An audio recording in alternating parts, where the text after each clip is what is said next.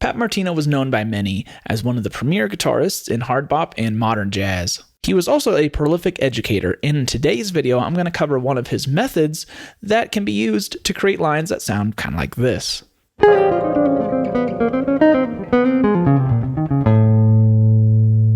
So in this video, I'm going to be pulling from Pat Martino's amazing instructional video called Quantum Guitar. There will be a link to that video in this video description. At the end of the video, I'm going to combine everything in Pat's method to create an etude that you can use to practice with. There will be a full breakdown of that etude, along with an outline of Pat's method and the guitar profile and PDF files for everything on this lesson, available on my Patreon, which will be linked in the video description below. Pretty much the main idea of this is that Pat's showing us that we can play one idea and play it over multiple sounds or chords, which is what he calls four-dimensional playing, which sounds kind of like this.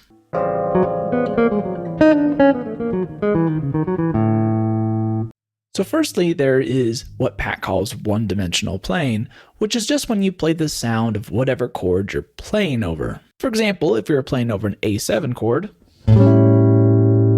we could either just play the arpeggio of that chord, or we could play language that fits the sound of that chord. Secondly, we have what Pat calls two-dimensional playing, which is when we play two different sounds over one type of chord. For example, Pat will often play the 2 chord over our 5 chord. So if we're playing, again, A7, we could play an E minor 7 sound over that A7.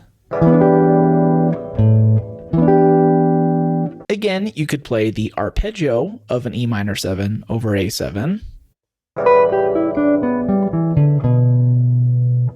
Or we could play language that fits E minor, playing over A7.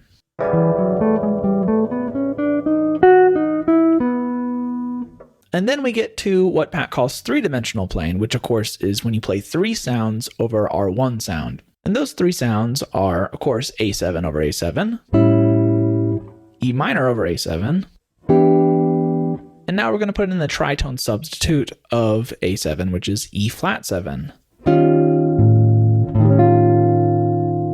Again, we could play the arpeggio of E flat 7 over our A7, or language that goes with E flat 7 over A7. But remember that we can also play off the 2 chord of this, so we could also play off of B flat minor over A7 as well.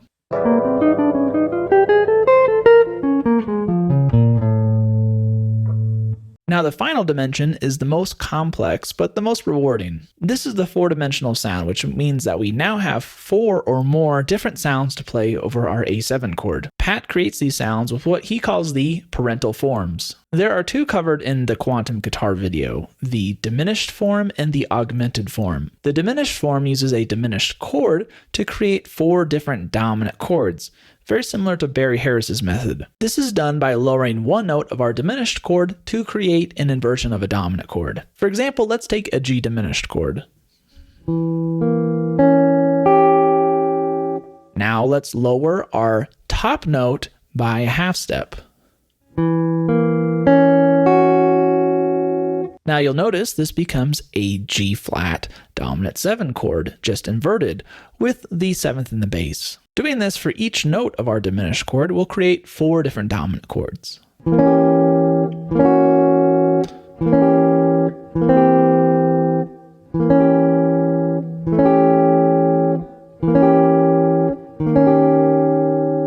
So you could of course play any of these dominant chord arpeggios over A7 and it's going to work.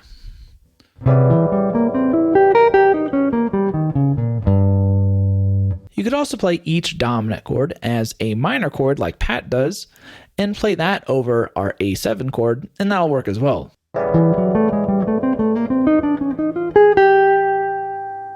Now the other parental form is the augmented form, which uses an augmented triad to create major and minor sounds instead of dominants like the other one. Now Pat doesn't go too into detail on this form in Quantum Guitar, but in a nutshell, it's very similar. We have an augmented chord, and if we lower each note of this augmented chord, we're going to get major chords.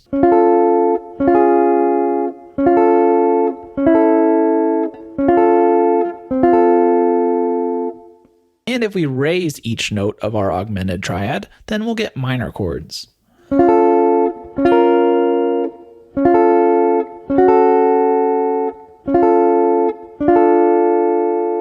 And if you play all these triads in combination together, then we can create the augmented sound.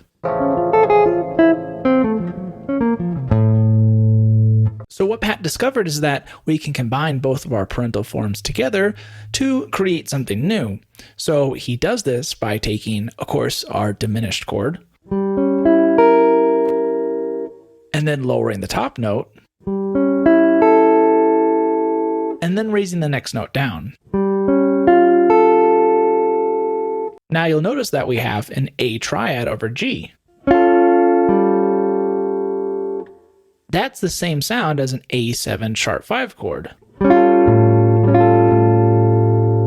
So since this shape was created out of the diminished form, we can move this in minor thirds, and each of these chords will work over each other.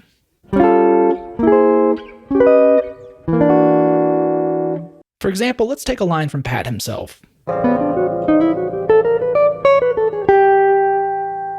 This is simply a bebop line that outlines the E minor 7 sound that we can use over a A7 sharp 5. And remember that because this shape comes from our diminished form, it will also work over all the different dominant chords from that diminished form. And their minor chords respectively, so we could play this E minor line over G minor, B flat minor, and D flat minor as well. But what happens when we start combining sounds from our augmented parental form, as this shape is an augmented triad with a bass note? Well, because this has an A augmented chord in it, we can pull from all the sounds from an A augmented chord or the A augmented parental form. In this case, let's combine Pat's line with an F major triad, since that is created out of our A augmented form.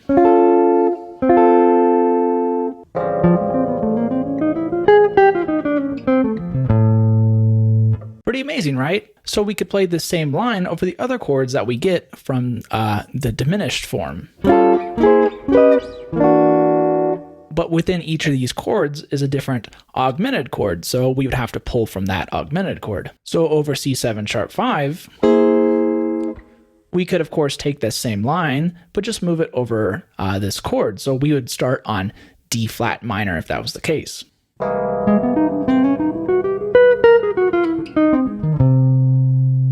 But we could also take our same line from before and just change the triad that we're using. So we could start on B flat minor and then pull from the triads that we get from. So let's use an A flat major chord since we get it from our C augmented chord.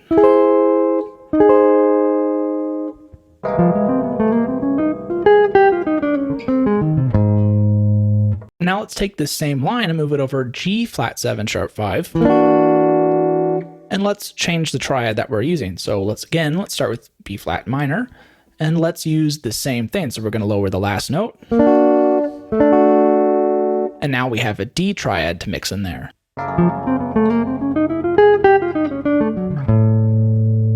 The possibilities are literally limitless. So as you can see, Pat's method can create endless possibilities, only not over dominant chords, but any type of chord. To practice this, I would recommend picking one sound from the diminished form and from the augmented form and getting comfortable using just those. For example, try working on the B flat minor 7 sound over the A7. It's easy to think about and sounds great. Or from the augmented form, try practicing the F major triad over an A7 chord. When I apply this, I like to think about it in terms of guitar shapes. So if you play an A7 sharp 5 chord, you'll notice that the top note is the sharp 5, and that's F. So then just play a major triad with that, the F being the top of the voicing. Taking this in small fragments and then coming back for more is the ideal way to practice this method. I want to end this video by combining everything we talked about today over one chorus of a blues. Again, you can find a full breakdown of this etude on my Patreon, as well as the Guitar Pro and PDF files of everything that we talked about in this lesson.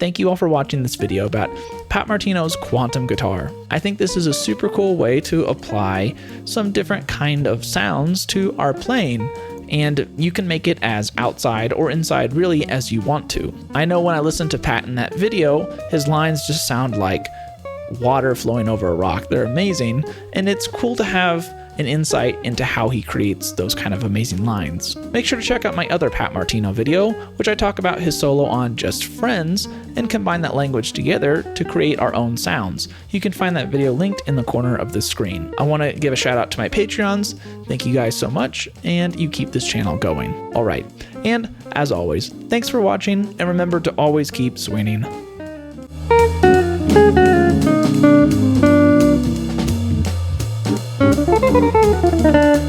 Thank you.